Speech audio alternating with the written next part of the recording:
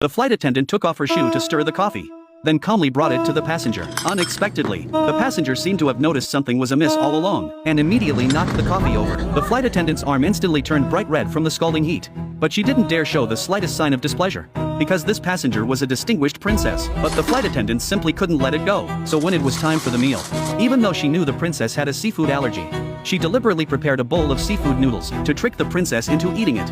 The flight attendant even went so far as to pick out all the seafood from the dish. She had only intended to teach the princess a lesson for her rudeness, but she never expected it would lead to such serious consequences. The princess died right there at the airport from a severe allergic reaction. What sent even greater chills down her spine was that before she died, the princess left a will, stating that her body must be escorted back to her home country solely by flight attendant Pim. This royal decree left Pim with no choice but to comply. She was forced to board that familiar plane once again, only this time, aside from her and the captain, the only other thing on board was the princess's body, wrapped in white cloth. As soon as the plane entered the stratosphere, it encountered a strong bout of turbulence. The fuselage shook violently. Pim clung desperately to the armrest. Just then, she suddenly realized with horror that as the plane continued to sway, the princess's body had actually fallen from its seat and was sliding toward Pim at breakneck speed. The scene was simply too terrifying. Pim was petrified with fear and quickly ducked to the other side. When the plane finally stabilized, Pim mustered her courage and inched her way over step by step. But just as she reached out to touch the cold shroud, the princess's body suddenly twitched. Pim was utterly terrified by this sight. Suspecting the princess might not be dead after all,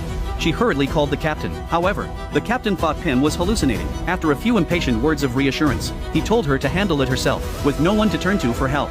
Pim had no choice but to steel herself and carry the heavy body back to her seat alone. She used every ounce of her strength to tie several tight knots around the rope. Only after finishing all this did she return to her seat. Still shaken, she tried to escape her overwhelming fear by sleeping, but the moment she closed her eyes, a strange sound suddenly reached Pim's ears. When she opened her eyes, she was horrified to discover that the princess's body was now in her arms.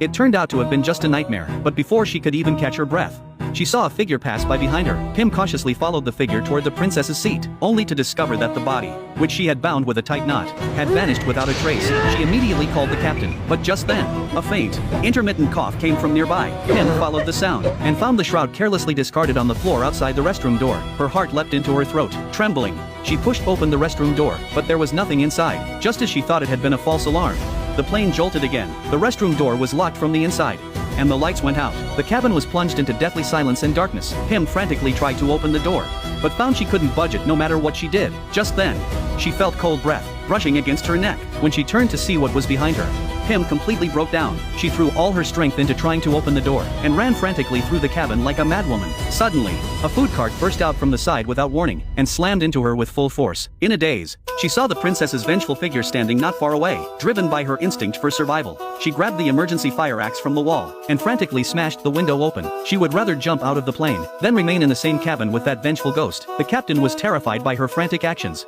rushed out to subdue her, and tied her to a seat with a rope, leaving her unable to move. A seat that faced the princess's corpse directly.